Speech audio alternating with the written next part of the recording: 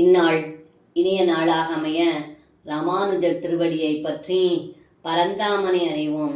தினம் ஒரு நாராயணீயம். பூதான் ஏதானி பூதாத் மகமபிசகலம் பக்ஷி மத்ஸ்யான் மிருகாதீன் மத்யான் மித்ராணி சத்ரு நபியமிதமதீஸ் வன்மயான் யானமானி त्वत्सेवायां हि सिद्ध्येन् मम तव कृपयां भक्तिदात्यं विरागस् त्वत्तत्त्वस्यावबोधोऽपि च भुवनपदे यत्नभेदं विनैव.